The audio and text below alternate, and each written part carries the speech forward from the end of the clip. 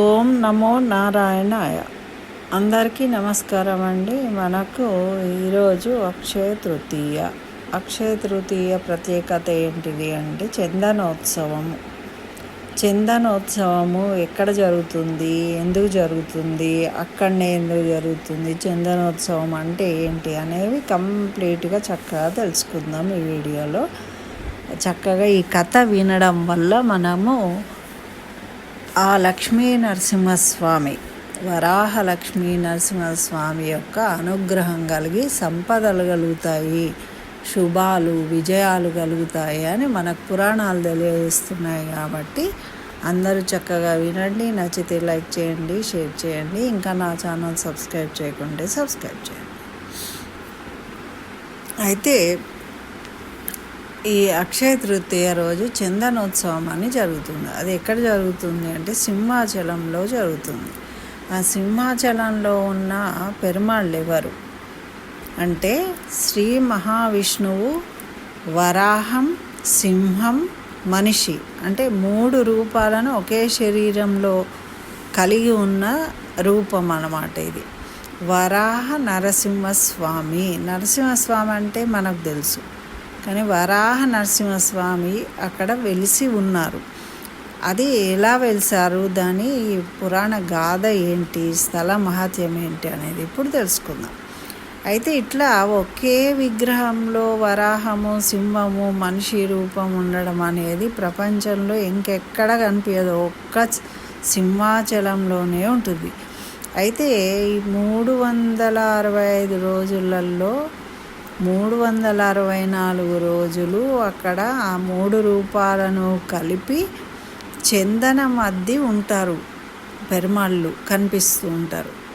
ఈ అక్షయ తృతీయ రోజు ఒక్కరోజే, వైశాఖ మాసం శుద్ధ తదియ రోజు మాత్రమే ఆ చందనాన్నంతా తొలగించి నిజ రూపాన్ని దర్శింపజేస్తారు. అంతక ప్రత్యేకత అన్నమాట.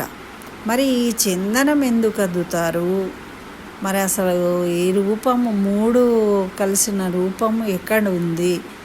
మనకి నరసింహస్వామి తెలుసు, కానీ వరాహ నరసింహస్వామి ఎందుకు వెలిసాడు అక్కడ అనేది ఇప్పుడు ఆ కథను తెలుసుకుందాం మనం.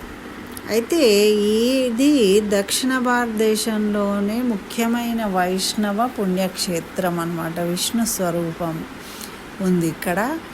అయితే ఇది ఈ దేవాలయము 12 గంటలు మాత్రమే ఈ దేవుని నిజ రూపం దర్శనము చేపిస్తారనమాట.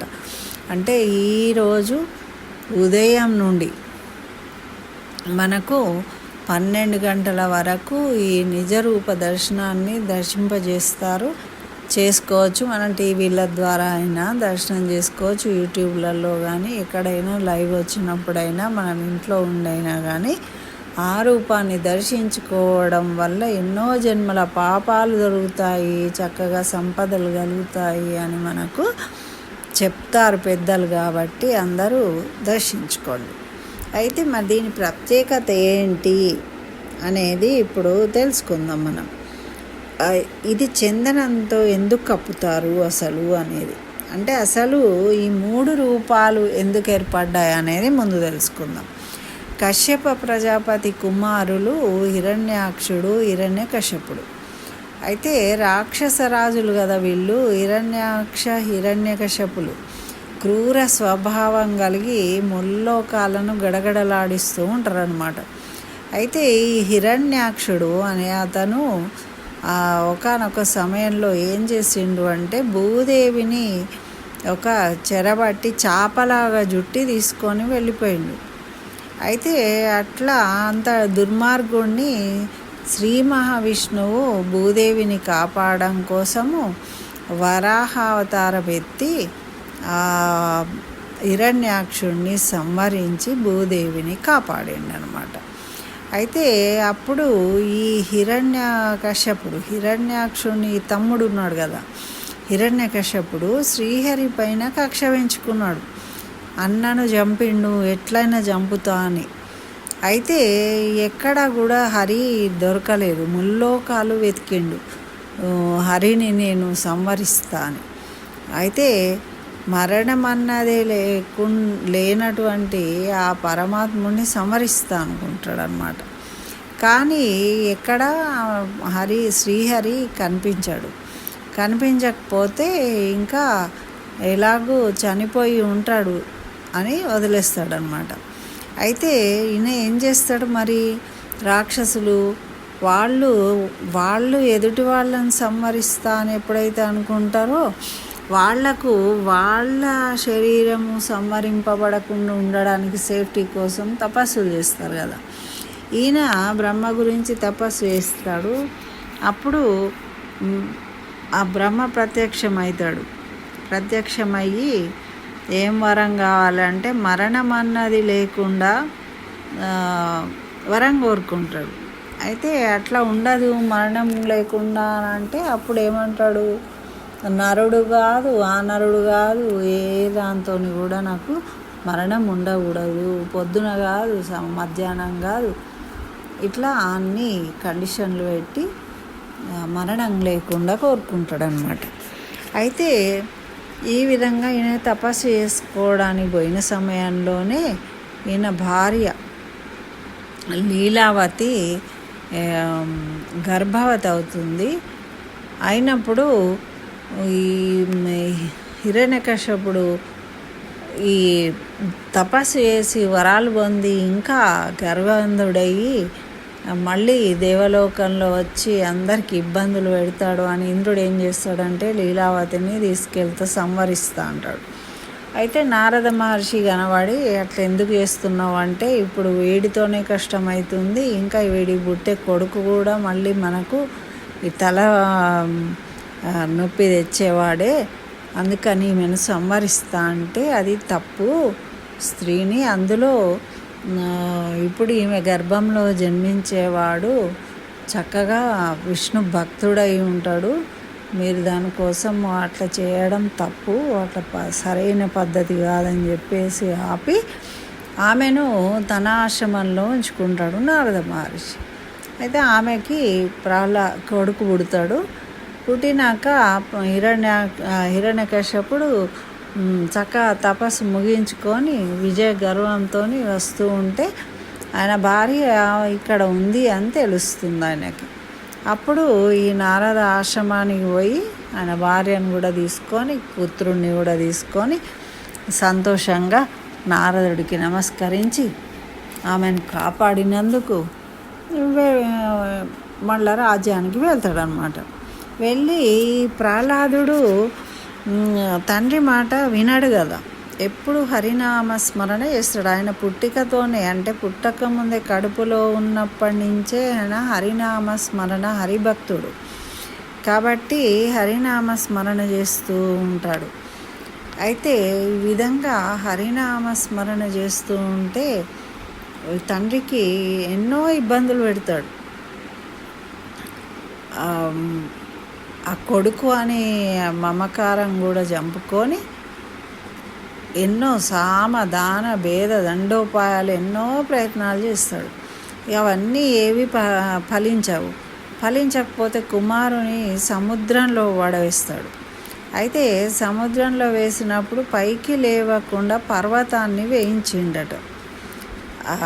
అంటే మళ్ళీ ఈ బాలుడు అంటే ఏ రకంగా కూడా ఆయన సంహరింపబడలేదు కదా, అందుకని సముద్రంలో వేసి ఆయన మించి పర్వతాన్ని వేయించున్నాడు.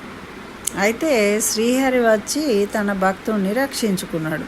మరి ఆ సముద్రం ఎక్కడుంది అంటే విశాఖపట్నం దగ్గర ఉన్న బంగాళాఖాతం అన్నమాట. ఆ పైన వేసిన పర్వతం ఏంటిది అంటే సింహాచలం. హిరణ్యకశ్యపుని చంపిన విచిత్ర అవతారము నరసింహ అవతారం. మనకు తెలుసు, నరుడు కాదు సింహంగా జంతువు కాదు అన్నప్పుడే సగం నరసింహ అవతారం, తలనేమో సింహము మిగతా భాగమేమో మనిషి రూపంలో ఉంటాడు, అందుకని నరసింహ అవతారం దాని పేరు. అయితే అట్లా నరసింహ అవతారం ప్రహ్లాదుని కోరిక మేరకు వస్తాడు, స్తంభం నుండి వెలువడి ఆ హిరణ్యకశ్యపుని సంహరిస్తాడు. అయితే ఇప్పుడు ఈ ప్రహ్లాదుడు ఏం కోరుకున్నాడు అంటే హిరణ్యాక్షుని సంవరించిన వరాహమూర్తిగా, హిరణ్యకశపుని చంపిన నరసింహమూర్తిగా, లక్ష్మీదేవితో కలిసి సింహాచల క్షేత్రంలో శాంతమూర్తిగా కొలువై ఉండమని ప్రార్థిస్తాడనమాట ప్రహ్లాదుడు. అందుకనే ఇక్కడ వరాహ లక్ష్మీ నరసింహస్వామిని మొదటగా పూజించింది ప్రహ్లాదుడు. అయితే ఈయన అట్లా అభయం ఇచ్చినందువల్ల అట్లా వెలిసిండ్రనమాట ఇక్కడ సింహాచలం మీద. అందుకని దానికి అంత ప్రత్యేకత.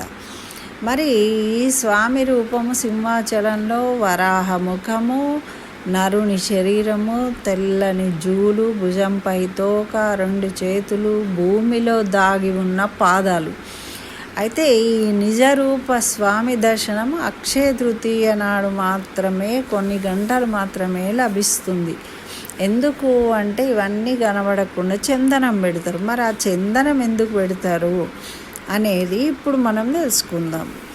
అయితే ఈ చందన లేపనం మళ్ళీ చేసేస్తారనమాట సాయంత్రానికల్లా. అయితే ఒకసారి పురూరవ చక్రవర్తి తన పుష్పక విమానంలో ఊర్వశితో కలిసి ప్రయాణం చేస్తూ ఉన్నాడు. ఇక్కడ వెలిసిండ్రు కదా. అయితే ఆ విమానము అక్కడ ఉన్న ఆకర్షణ శక్తి వల్ల కిందికి లాగబడి అక్కడ దిగుతారనమాట. అక్కడ ఆగిపోతే అక్కడ కింది దిగిన తర్వాత ఊర్వశి తన దివ్య దృష్టితో, ఆమె దేవత కాబట్టి చూసి ఆ కొండ అత్యంత మహిమాన్వితమైనది అని పురూరవ చక్రవర్తికి తెలుపుతుందన్నమాట. మరి అంత మహిమాన్వితమైనది కాబట్టి ఆ రాత్రికి వాళ్ళు అక్కడే ఉంటారు. అయితే ఆ సింహగిరిపై ఒక లోయలో ఉన్న సింహాద్రినాథుడు ఈ పురూరవ చక్రవర్తికి కలలో సాక్షాత్కరిస్తాడు.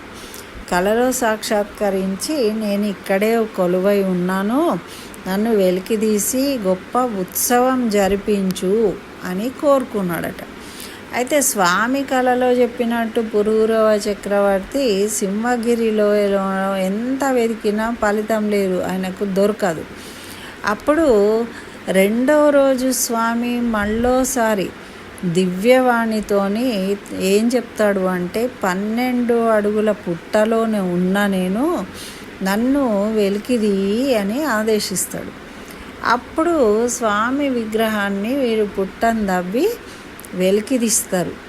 ఈ పురూరవ చక్రవర్తి అత్యంత వైభవంగా అది 12 అడుగుల లోతులో పుట్టలో ఉన్నాడు కదా, బయటకు తీసిన తర్వాత స్వామి 12 అడుగుల పుట్టలో లభ్యం కావడంతో అందుకి తగినట్టు పుట్ట అంటే మట్టి కవర్ అయి ఉంటుంది కదా, కాబట్టి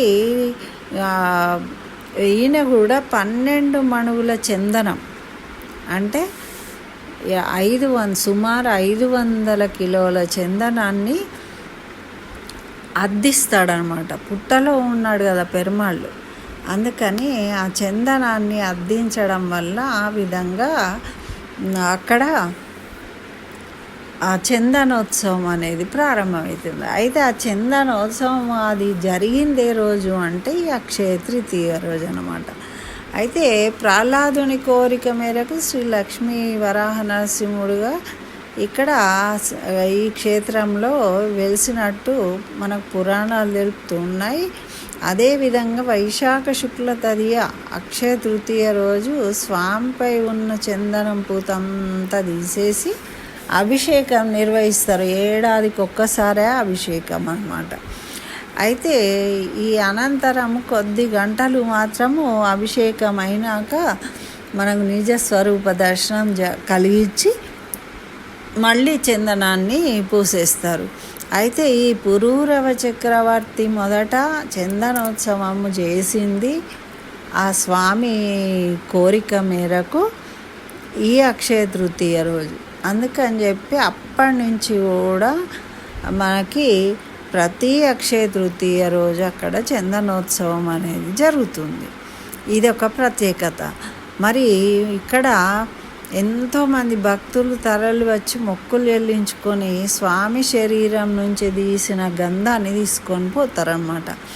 ఆ గంధాన్ని ఇంటికి తీసుకుపోయి వాళ్ళ గంధంలో వేసుకొని కలుపుకొని రోజు బొట్టుగా పెట్టుకోవడం వల్ల భయాలు, పీడకలలు రావడం కానీ, ఇట్లాంటి ఏమన్నా ఆటంకాలు, ఇబ్బందులు, ఆరోగ్య సమస్యలు ఏ ఉన్నా కూడా తొలగిపోతాయి అని నమ్మకం భక్తులకు. ఆ విధంగా అయితే ఇక్కడ ఎక్కరోతి తృతీయాయాం కృష్ణం చందనభూషితం వైశాఖస్య శితే పక్షే సయాత్యచ్యుత మందిరం. అంటే వైశాఖ శుక్ల తృతీయ నాడు కృష్ణుడికి చందన లేపనం ఇచ్చిన విష్ణు సాన్నిధ్యం కలుగుతుంది అని. మరి మనము అందరం కూడా నరసింహస్వామిని దర్శించుకొని వెళ్ళలేము కాబట్టి మనము మన ఇంట్లో ఉన్న కృష్ణ విగ్రహానికి కాస్త చందనం పూసి తెల్లవారి ఆ చందనాన్ని తీసుకొని మనము అందులో కలుపుకొని చక్కగా ఆ కృష్ణుని యొక్క మహత్వం అనేది అందులో కలిసినప్పుడు అది మనం ధరించడం వల్ల మనకు ఆ విధంగా మంచి జరుగుతుంది అని మనకు పెద్దలు తెలియజేస్తున్నారు అన్నమాట. తృతీయ నాడు అచ్యుతుడైన నరసింహునికి చందన సమర్పణ మహోత్సవం జరిపిస్తారు. మరి మన ఇంట్లో ఉన్న లక్ష్మీ నరసింహస్వామి విగ్రహం ఉన్నా కానీ ఆ చందనాన్ని పెట్టి మనం తెల్లవార చందనాన్ని తీసుకుంటే అది కూడా మహత్తు కలిగి ఉంటుంది. దాన్ని మనము వాడుకోవచ్చు. ఇట్లా మరి చేసే ఆ రోజు జపము, తపము, హోమము ఏది చేసినా కూడా అక్షయమైన పుణ్యాన్ని కలిగిస్తుంది అని మనకు పెద్దలు తెలియజేస్తున్నారు అన్నమాట. అందుకని ఈ అక్షయ తృతీయ రోజు తప్పకుండా మనము అయితే ఇంట్లో కానీ చందనాన్ని సమర్పించి దాన్ని మనము బొట్టుగా పెట్టుకోవాలి రోజు. లేదు ఆ లక్ష్మీ నరసింహస్వామికి సంబంధించిన కథలు వినడము, స్తోత్రాలు చదవడము, నామాన్ని జపించడము, ఈ విధంగా ఏది చేసినా కూడా మనకు ఎంతో అక్షయమైన పుణ్యం కలిగి ఎన్నో శుభాలు కలుగుతాయని మనకు పురాణాలు తెలియజేస్తున్నాయి. ఇదండి మనకు చందనోత్సవం యొక్క విశేషం. అయితే ఇక్కడ సింహాచలంలో గుడి ఏ దేవాలయమైనా తూర్పు దిక్కు ద్వారం ఉంటుంది. అయితే ముఖద్వారము అది సంపదలకు నిలయం తూర్పు అన్నది. అయితే ఇది పడమర దిక్కు ఉంటుందట ఇక్కడ సింహాచలంలో. కాబట్టి పడమర దిక్కు ఏదైతే ఉంటుందో అది విజయానికి సంకేతం. అంటే మనం ఏది కోరుకున్నా ఏది చేసినా కూడా విజయం లభిస్తుంది మనకు ఈరోజు ఆ దర్శనం చేసుకోవడం వల్ల అని అందరూ భక్తులు నమ్మకం. అయితే ఇక్కడ ముందున్న స్తంభం ఉంటుంది, దాన్ని కంప స్తంభం అంటారు. దాన్ని కనుక పట్టుకొని ఎవరైతే కోరికను కోరుకుంటారో ఆ కోరిక తప్పకుండా నెరవేరుతుందట. అయితే ముందు పోయినప్పుడు ఆ కప్పస్తంభాన్ని పట్టుకొని కోరికను కోరుకుంటారు. తర్వాత నెరవేరినాక వెళ్ళి కానుకలు సమర్పించుకుంటారు. ఆ విధంగా మనకు అప్పన్న స్వామి, సింహాచలం అప్పన్న అనగా ప్రసిద్ధిగాంచిండనమాట ఈ వరాహలక్ష్మీ నరసింహస్వామి. ఇదండి చందనోత్సవం యొక్క విశేషము. అందరూ వీలైనట్టుగా దర్శించుకోండి, ఆ విధంగా పూజించుకొని ఆ ఫలితాన్ని పొందండి. స్వస్తి. జై శ్రీమన్నారాయణ. సర్వం శ్రీకృష్ణ చరణారవిందార్పణమస్తు.